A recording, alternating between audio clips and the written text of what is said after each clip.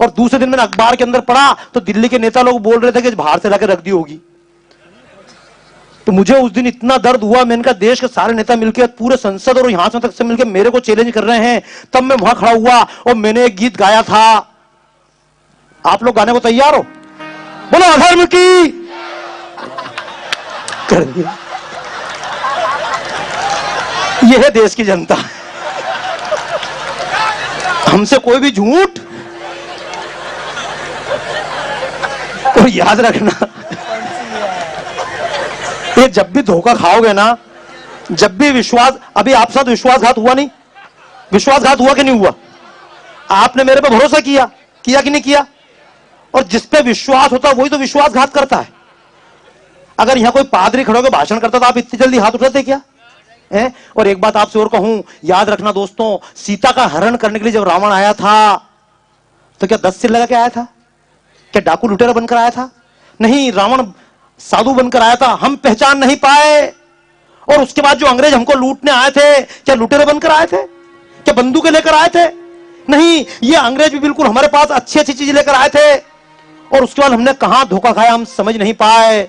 और उसके बाद आज भी हमारे सामने धोखा परोसा जा रहा है, कितने अच्छे रूप में, कभी तेज चैनल के रूप में, कभी इसके रूप में। और बाद में देश भर में जब हंगामा हुआ, पूरे देश के लोग चिल्लाए शर्म आई, शर्म आई, शर्म आई। तो मैंने तो ये सीधा कहा था, 6 दिसंबर के बाद जब पेपर काले किए गए, लोगों ने कहा शर्म की बात है, तो मैंने एक ही बात कही थी कि शर्म उन्हें आए जो बाबर औरंग की औलादें, शर्म उन्हें आए जो बाबर औरंग की औलादें, और इस्लामिक देशों की शतरंजी चालों के प्यादे, और आक्रांता गजनी कासिम से जिनके गहरे नाते, और आसफ जैसे गद्दारों की मूर्ति जो लगवाते, और मुगलों और अंग्रेजों की जो मिली जुली संतान, ये इंडिया के वासी क्या जाने कैसा हिंदुस्तान। बोलो जय जय श्री राम, बोलो जय जय श्री राम, बोलो जय जय श्री राम, बोलो जय जय श्री राम। वास्तव में अच्छा मजा आ रहा ना? आप एक काम करना, अगर मैं जरा सा भी गलत बोलूं तो कहीं ना कहीं से खड़े होकर, क्योंकि मैंने कहा दोस्तों हम ताली बजाना जाने, अगर सही बोले तो ताली और गलत बोले तो,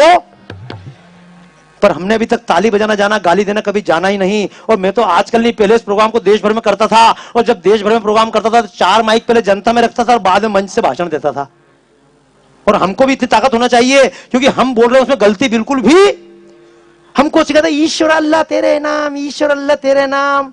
लेकिन मेरा भी कहना है ईश्वर अल्लाह नाम है तेरे हिंदू ने ही गाया, ईश्वर अल्लाह नाम है तेरे हिंदू ने ही गाया, और कभी गीत ऐसा मस्जिद से सुनने में ना आया, और एक पैगंबर एक ही अल्लाह बाकी सब झूठा है, और यही भाव तो मुसलमान के बंधन का खूंटा है, और सच्चाई की पुस्तक इनको लगती सिर्फ कुरान, और हे अपवाद मुसलमानों में कुछ रहीम रस खान। बोलो जय जय श्री राम, बोलो जय जय श्री राम, बोलो जय जय श्री राम, बोलो जय जय श्री राम, बोलो जय जय श्री राम, बोलो जय जय श्री राम। कई बार लोग मुझको, समझदार लोग बोलते हैं ईश्वर अल्लाह एक ही बात है। मैंने की ईश्वर अल्लाह एक बात, दोनों की डेफिनेशन में जमीन आसमान का अंतर है।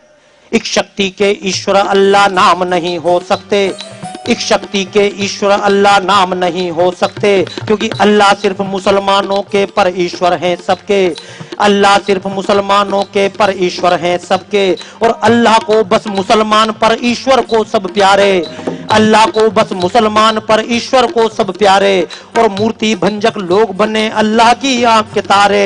और हे विश्वास नहीं तो पढ़कर देखो जरा कुरान, जिसकी शय पर लूटपाट करते हैं मुसलमान। बोलो जय जय श्री राम, बोलो जय जय श्री राम, बोलो जय जय श्री राम, बोलो जय जय श्री राम, बोलो जय जय श्री राम, बोलो जय जय श्री राम। और फिर पूरे देश में हंगामा, ये बाबर का ढांचा गिरा के मुसलमान का अपमान किया, बोलते हैं ना। मैं आपसे इसलिए बोल रहा हूं दोस्तों, पूरे देश भर से जितने लोग आए हैं, मैं जहां जहां जाता हूं, कई बार लोग मुझको आकर बोलते हैं खून खून में क्या अंतर होता है? मैंने कि तेरे बाप पहले पढ़ के आ, कैसे कहते खून खून में अंतर ना है भाई, कैसे कहते खून खून में अंतर ना है भाई, और हिंदू का यदि खून बहे तो देता नहीं दिखाई, हिंदू का यदि खून बहे तो देता नहीं दिखाई, और अहिंदू का खून बहे तो नेताओं को दिखता, और हिंदुओं का खून यहाँ वोटों के बदले बिकता। और खून रहे जब तक शरीर में तब तक एक समान, और बाहर खून भी होता है हिंदू या मुसलमान। बोलो जय जय श्री राम, बोलो जय जय श्री राम, बोलो जय जय श्री राम, बोलो जय जय श्री राम, बोलो जय। और जब कई बार लोग बोलते हैं कि ढांचा गिराने से मुसलमान का अपमान हुआ है, बहुत बड़ी बात नहीं करूंगा कि जिनके चरणों में मैं आज बैठा हुआ हूं उनके सामने बैठकर बड़ी बातें नहीं करना चाहिए, लेकिन जो बोल रहा हूं ये भी उनके आशीर्वाद का प्रताप है। एक बात स्पष्ट कहूंगा, कौन कहता है बाबर का ढांचा ढहाने से मुसलमान का अपमान हुआ? इस देश में सदियों से हम रावण का पुतला दहन करते आए, आज तक किसी ब्राह्मण ने नहीं कहा हमारा अपमान है। रावण दहन किसी भी ब्राह्मण का अपमान नहीं है, रावण दहन किसी भी ब्राह्मण का अपमान नहीं है। और तुर्क लुटेरा बाबर सच्चा मुसलमान नहीं है, और अल्लाह के बंदों से अपना कोई बैर नहीं है, अल्लाह के बंदों से अपना कोई बैर नहीं है। पर बाबर गजनी के भक्तों की अब खेर नहीं है, जोड़ो देश से छोड़ो बाबर से अपनी पहचान। पूजा पद्धति भले अलग पर पूर्वज एक समान। बोलो जय जय श्री राम, बोलो जय जय श्री राम, बोलो जय जय श्री राम, बोलो जय जय श्री राम, बोलो जय जय श्री राम, बोलो जय जय श्री राम। और मैं जानता हूं जहां जहां आपने हनुमत शक्ति जागरण यज्ञ किए, तुरंत कई बार लोग आते हैं और आकर बोलते हैं आपके करने से, ये कार्यक्रम करने से प्रजातंत्र को खतरा है। बोलते कि नहीं बोलते हैं? तो उनसे सीधा कहो, प्रजातंत्र है तब तक जब तक हिंदू है बहुसंख्यक, प्रजातंत्र है तब तक जब तक हिंदू है बहुसंख्यक। और प्रजातंत्र का द्रोही कभी न हिंदू हुआ अभी तक, प्रजातंत्र का द्रोही कभी न हिंदू हुआ अभी तक। जहां पे हिंदू कम हो जाते दंगे वहीं पे होते, जहां पे हिंदू कम हो जाते दंगे वहीं पे होते, और अहिंदू ही अलगावों के बीज देश में बोते। ये कविता पूरी कर दूं? क्यों? अभी चंपा जी डंडे लेके आएंगे। 120 स्टेंजे, इसमें कितने कितने स्टेंजे? 120 स्टेंजे। क्योंकि दोस्तों हम जहां खड़े हैं हमको अपनी जगह पर खड़े होने से पहले सामने वाली जगह पर खड़े होकर देखना चाहिए। देखना चाहिए नहीं देखना चाहिए? हम भी अपने आप को कांच में देखते कि नहीं देखते हैं? तो मेरा तो कहना, हम अपने पर भरोसा बाद में करें, पहले दूसरे ग्रंथों का अध्ययन पहले। हमको अगर हिंदुत्व को समझना है, अपने ग्रंथों को समझना है, तो मुसलमान का ग्रंथ भी पढ़ लेना चाहिए। पढ़ना चाहिए नहीं पढ़ना चाहिए? अपने कोई दिक्कत है क्या? अगर मान लो कहीं का मुसलमान वेद पढ़ ले तो उसका इस्लाम खतरे में पड़ जाता है, पर हिंदू कुरान पढ़े तो हिंदू तो खतरे में। मैं तो कई बार मैं तो बताता हूं, न्यू जर्सी में एक जगह बैठा हुआ था और वहां पे क्रिश्चियन लेडी ने मेरा भाषण सुना तो बोले आपने कभी बाइबल पढ़ी? मैंने की नहीं पढ़ी। तो बोले आप पढ़ लो। मैंने की पढ़ा लो। बाइबल पढ़ने से अपना धर्म खतरे में पड़ता है क्या? उसने बाइबल मुझे पढ़ाई और मैंने पढ़ने के बाद तुरंत उससे कहा देख गलत हुई तो मानूंगा नहीं। तो बोले कोई बात नहीं, आप बाइबल जरूर पढ़िएगा। मैं तो सबसे बोलता हूं बाइबल अवश्य पढ़िएगा। और बाइबल के पहले पन्ने पे यीशु ने खोल के पढ़ाया तो पहले पन्ने पे लिखा हुआ था सर्वत्र पानी पानी था, परमात्मा ऊपर नीचे डोलता था। परमात्मा ने देखा, परमात्मा ने पहले दिन पृथ्वी बनाई। ये पढ़ते रहिएगा, आपको बहुत काम की चीज बता रहा हूं। परमात्मा ने पहले दिन पृथ्वी बनाई, पृथ्वी बड़ी आड़ी तिरछी थी, दूसरे दिन उसको ठीक किया। मैंने क्या परमात्मा अजीब यार, एक ही दिन ठीक क्यों नहीं बनाई? ये कोई तरीका? पहले अंट चीज बनाओ बाद में ठीक करो। पर ठीक है, परमात्मा ने पहले पृथ्वी बनाई, दूसरे दिन उसको ठीक किया, उसके बाद परमात्मा ने ठीक करने के बाद कहा उजाला हो जा, उजाला हो गया। और जब उजाला हुआ परमात्मा ने कहा दिस इज गुड। फिर परमात्मा ने उजाले और अंधेरे को अलग अलग किया, उजाले को दिन बनाया और अंधेरे को रात बनाई। उसके बाद परमात्मा ने आसमान में दो ज्योतियां बनाई, सूरज और चांद। मैंने की माता जी बस? बोले क्यों? मैंने की मैंने तो अभी तक साइंस में पढ़ा है, पहले गैलेक्सी में से टूट के ब्रह्मांड में विस्फोट हुआ, ये निहारिकाएं बनी, फिर सूरज बना, सूरज में से टूट के क्या पढ़ा हमने अभी तक? सूरज में से टूट के पृथ्वी बनी और पृथ्वी में से टूट के चंद्रमा बना। लेकिन उनकी किताब में क्या लिखा हुआ है? मैं कोई गांव खेड़े किताब बात नहीं कर रहा हूं, रामायण के बारे में बाद में पढ़ना, पहले बाइबल पढ़ लो। सबसे पहले दिन पृथ्वी बनाई, मैंने की सूरज चांद बाद नहीं बने उनके हिसाब से। फिर पृथ्वी बनाई, आड़ी तिरछी ठीक किया, फिर परमात्मा ने चौथे दिन जाकर दिन रात बनाए। चौथे दिन क्या बनाया?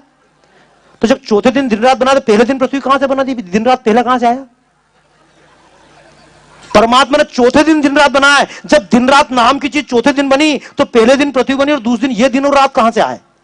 लेकिन इस पे बोलने को तैयार। मैंने उस महिला से केवल एक बात कहा, तू मेरे को लिख के दे दे। बोले आप क्या करोगे? मैंने कि मैं नेचुरल हिस्ट्री म्यूजियम में जाकर लगाऊंगा कि तुम गलत सिखा रहे हो। मैं कम से कम बुश को लिख के भेजूंगा, राष्ट्रपति बुश को, मैं अपना इनको भेजूंगा, क्लिंटन को, ओबामा को, कि तुम बेवकूफ बन रहे हो, असली चीज तो बाइबल में लिखी हुई है। लेकिन आश्चर्य की बात है, जिन लोगों ने आज तक कभी साइंस नाम की चीज समझी नहीं, वो लोग आज हमारे ऊपर शेर बन के घूम रहे हैं। हम और ईमानदारी समझना, मैं नहीं बोलता हूं, पिछले दिनों 31 जनवरी थी कि नहीं थी? उसके पहले महीना कौन सा था? अभी कौन सा महीना चल रहा है? इसके पहले कौन सा महीना था? उसके पहले कौन सा महीना था? उसके पहले कौन सा था? उसके पहले कभी आपने ध्यान सुना क्या शब्द था? सितंबर। सितंबर नहीं था, इसका नाम था सितंबर। क्या नाम था? क्योंकि अंग्रेजी बनी कैसी थी? हम कहते थे संत, संत को अंग्रेजी में बोला गया बना सेंट। हम कहते थे पित्र, पित्र से बना पीटर। हम कहते थे मात्रा, मात्रा से बना मदर। हम कहते थे भ्रात्रा, भ्रात्रा से बना ब्रदर। हम कहते थे त्रिकोणमिति, त्रिकोणमिति से बना ट्रिग्नोमेट्री। हम कहते थे ज्यामिति, ज्यामिति से बना ज्योमेट्री। बना तो हमसे पहले में उस महीने का नाम था सितंबर। क्या नाम था? जिसको अंग्रेजी में बोलते सितंबर। सितंबर 7वां महीना था। अष्टंबर यानी नवंबर, यानी दिसंबर, यानी नाम ही थे सितंबर, अक्टूबर, नवंबर, दिसंबर। ये 6वां महीना, 7वां महीना, 8वां महीना, 9वां महीना, ये 10वां महीना था। 12वां कैसे बन गया? नाम क्या था उसका? नाम क्या था? दिसंबर। ये दिसंबर 12वां में कैसे बन गया? जिसका नाम है नवंबर, वो 11वां कैसे बन गया? क्योंकि अंग्रेजों के पास कैलेंडर बनाने की परंपरा नहीं थी। ये परंपरा तो अच्छा, एक बात तो कितनी बेवकूफी भरी बात, आपके पास भी आते हैं पूरे टीवी चैनल से लेकर यहां तक हम सिखाते हैं 31 दिसंबर की रात को हम सब उल्लू की तरह बैठ के देख रहे हैं नया साल आया। मेरे पास ऐसे से मूर्खतापूर्ण एसएमएस, नया सूर्य होगा। मैंने कि रात को 12 बजे किस उल्लू को सूर्य दिख गया? लेकिन 12 बजे नववर्ष क्यों मनाते हैं? 12 बजे नववर्ष मैं दोस्तों आपको इसलिए बात बता रहा हूं, इसलिए बोल रहा हूं कि हमने हिंदी सीख ली, हमने इन परंपराओं का अध्ययन कर लिया, लेकिन हमारे बच्चे इन परंपराओं को मानते, बुरा मत मानना, हम सब कार्यकर्ता लोग बैठे हैं, लेकिन कई कार्यकर्ता को जानते हैं बाप बहुत अच्छा कार्यकर्ता है, लेकिन बेटा उसके कहने में नहीं है। बाप कहता बेटे से तिलक लगा, लेकिन बच्चा तिलक लगाने को तैयार। बच्चा कहता तिलक क्यों लगाऊं? क्योंकि स्कूल में मजाक उड़ाई जाती है, उड़ाते ना मजाक। जहां पर तिलक लगाते हैं, हम तिलक क्यों लगाते हैं, बिंदी क्यों लगाते हैं? क्योंकि कभी कोई नुकीली चीज सामने रख के देखना, आंखों के सामने क्या होता है। किसी के सामने पेन रख के देखो, क्या होता है? दिमाग घूमता है। अगर वही पेन पैर पर को, पैर घूमता है क्या? घुटना घूमता है क्या? पीठ घूमती है क्या? केवल आंखों के बीच के जहां पर तिलक लगाते हैं, यहां कोई नुकीली चीज रखी जाए, दिमाग घूमता है, क्योंकि यहां पर आज्ञा चक्र होता है। लेकिन जब आज्ञा चक्र सिखाएंगे तो कोई मानेगा हमारी बात? व्हाट इज दिस आज्ञा चक्र? इट इज ओनली पोंगा पंडित गिरी। क्योंकि इस देश में पोंगा पंडित फिल्म बन गई, लेकिन इस दिन मक्कार मौलवी फिल्म 2000 लड़कियों से ब्लैकमेल किया अजमेर के ख्वाजा शरीफ के दरगाह के लड़कों ने, लेकिन कहीं मक्कार मौलवी फिल्म नहीं बनी। पादरियों ने कितना अत्याचार बच्चों के साथ किया, लेकिन कभी पापी पादरी फिल्म नहीं बनी। पोंगा पंडित फिल्म बन गई, क्योंकि हम सुनने के आदी थे। तो हमको बिंदी लगाई जाए, क्यों लगाई जाए बिंदी? जहां पर हम बिंदी लगाते हैं, साइंस की दृष्टि से किताब खोलकर देखिएगा, एनाटॉमी, जहां बिंदी लगाते हैं, this place is related with pituitary gland. जहां पर हम चोटी रखते हैं, this place is related with pineal gland.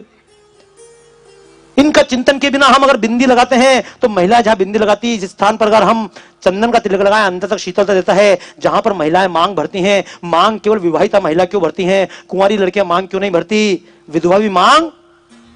Sir Jagdish Chandra Bose ने प्रयोग किए हैं इस पर, कई वैज्ञानिकों की मान्यता है जहां पर महिलाएं मांग भरती है, यह स्थान पुरुषों की अपेक्षा महिलाओं में कोमल होता है, और इस स्थान का संबंध महिला की फर्टिलिटी से होता है, उसकी प्रजनन क्षमता से होता है। इसलिए कुंवारी लड़कियां मांग नहीं भरती, विधवा भी मांग, केवल सुहागिन महिलाएं मांग भरती हैं। इन परंपराओं का अध्ययन किया। अब तो हम शंख बजा दें, और शंख बजाए तो क्यों बजाया? हम तो शंख भी मोहल्ले में अगर शंख बजाएंगे, हमको डर लगता है अपार्टमेंट के लोग बोलेंगे ये अच्छा पोंगा पंडित। लेकिन शंख को 600 क्यूबिक फीट ताकत से बजाया जाए तो 2700 क्यूबिक फीट के हानिकारक कीटाणु मूर्छित हो जाते हैं। यह भी बर्लिन में प्रयोग हुआ है।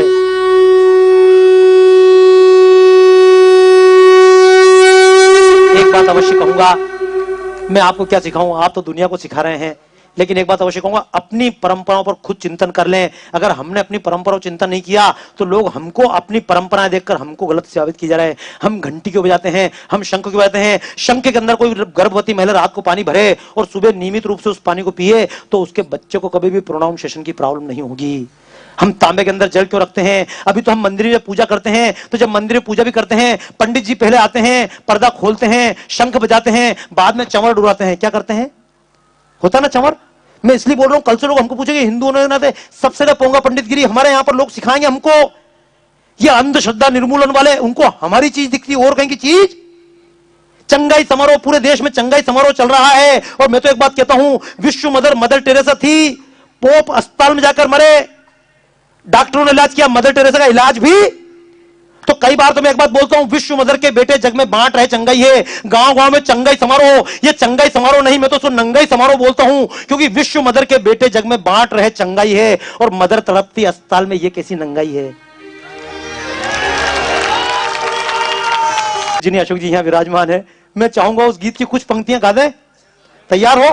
क्योंकि भारत माता की आरती तो पूरे देश भर में रोज कार्यक्रम करता हूं।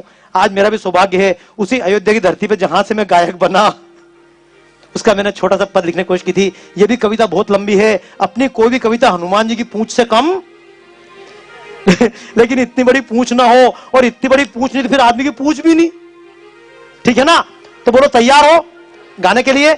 मैं इस कार्यक्रम को और कहीं नहीं ले जाऊंगा। मैं नहीं चाहूंगा इस कार्यक्रम को बिल्कुल एक बौद्धिक कार्यक्रम बनाऊं, और मैं भी नहीं चाहूंगा इस कार्यक्रम में बहुत ज्यादा कविताएं करूं, क्योंकि इतने दिन बाद सौभाग्य मिला है इस अयोध्या की धरती पर। क्योंकि कई बार लोग मुझसे पूछते हैं राम का मंदिर कब बनेगा, पूछते हैं ना, आपसे पूछते हैं कि नहीं पूछते? पूछते हैं राम का मंदिर कब बनेगा। और कोई मुझसे पूछता है राम का मंदिर कब बनेगा, तो मैं सीधा बोलता हूं बेवकूफ, वह मंदिर नहीं है क्या? है कि नहीं? तो फिर मंदिर कहां से बनेगा? खाली इतना पूछो भव्य मंदिर कब बनेगा, ठीक है ना? बजाओ ताली ढंग से।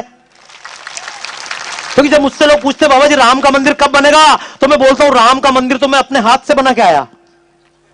क्योंकि गुलाबी कपड़ा जो बैनर के लिए लेके आया था, पहली बार हमने गुलाबी कपड़े से जैसा ही बना भगवान का मंदिर बनाया, तो मुझे गर्व है इस बात का। और मैं तो केवल एक बात कहता हूं कि मंदिर तो बन चुका, उसे अब केवल भव्य बनाना है। मंदिर तो बन चुका, उसे मंदिर तो बन चुका, उसे अब केवल भव्य बनाना है। टाट हटाकर ठाट बाट से स्वर्ण शिखर तक जाना है। टाट हटाकर ठाट बाट से स्वर्ण शिखर तक जाना है। मंदिर तो बन चुका, उसे अब केवल भव्य बनाना है। टाट हटाकर ठाट बाट से स्वर्ण शिखर तक जाना है। जो कहते हैं राम को तुमने खुले गगन में छोड़ा है। कई बार लोग बोलते हैं ढांचा था क्यों तोड़ दिया, कि जो कहते हैं राम को तुम, भैया ताली अभी मत बजाइए, मेरे को अभी फिलहाल ताली नहीं चाहिए, मेरे को टाइम बहुत वैसे कम है। कि जो कहते हैं राम को तुमने खुले गगन में छोड़ा है। जैसा भी था ढांचा तो था, उसको काहे तोड़ा है। उनसे कह दो खुला हुआ वन होता बेहतर जेलों से। उनसे कह दो खुला हुआ वन होता बेहतर जेलों से। हमने मुक्त किया अक्षयवट सजी अमर विषबेलों से। स्वर्ण बेड़ियों को न कभी हमने आभूषण माना है।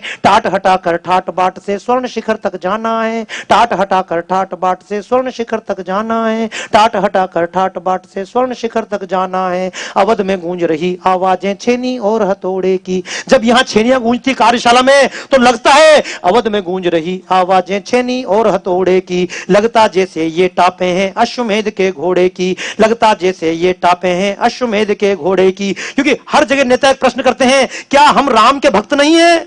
पूरे देश में जाते हैं, हाँ राम की पूजा तो मैं करता हूं, लेकिन राजनीति की बात मत करो। क्यों मत करो?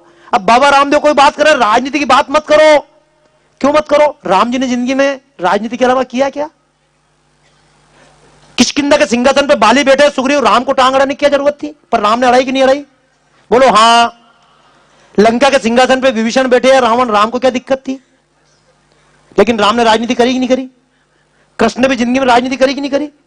जब हमारा जीना मरना सब कुछ, उठना बैठना सब कुछ राजनीति हमारे अंदर घुस के कुछ ना कुछ गड़बड़ करे, उसमें कोई दिक्कत नहीं। लेकिन हम राजनीति घुस के गड़बड़ करें, उसमें दिक्कत।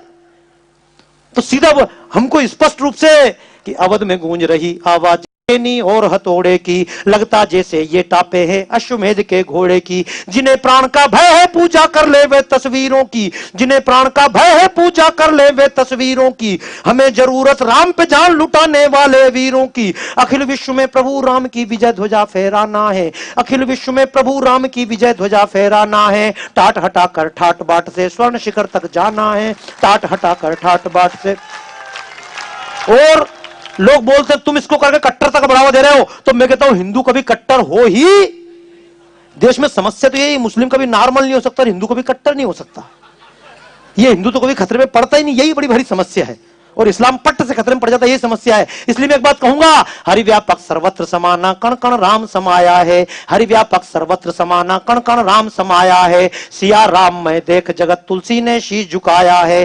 सिया राम मैं देख जगत तुलसी ने शीश झुकाया है। किंतु बात है स्वाभिमान खोना हमको मंजूर नहीं, किंतु बात है स्वाभिमान खोना हमको मंजूर नहीं। मंदिर वहीं बनाएंगे हम 1 इंच भी दूर नहीं, मंदिर वहीं बनाएंगे हम 1 इंच भी दूर नहीं। जो रोकेंगे उन्हें नींव में जिंदा ही दफनाना है, कि जो रोकेंगे उन्हें नींव में जिंदा ही दफनाना है। टाट हटाकर ठाट बाट से स्वर्ण शिखर तक जाना है, टाट हटाकर ठाट बाट। और लोग बोलते हैं देश खतरे में, तो मैं बोलता हूं देश को खतरे से निकालने के लिए तो राम मंदिर जरूरी, क्योंकि अमरनाथ का पथ भी अलगावों का आज शिकार हुआ, अमरनाथ का पथ भी अलगावों का आज शिकार हुआ। बर्फीला हिमवान बारूदों में जलकर अंगार हुआ। प्रांतवाद के खंजर से घायल गंगा कावेरी है, प्रांतवाद के खंजर से घायल गंगा कावेरी है। जातिवाद के अंधियारे की छाई रात घनेरी है। इन सब का हल राष्ट्र प्रेम जो मंदिर से उपजाना है। टाट हटाकर ठाट बाट से स्वर्ण शिखर तक जाना है, टाट हटाकर ठाट बाट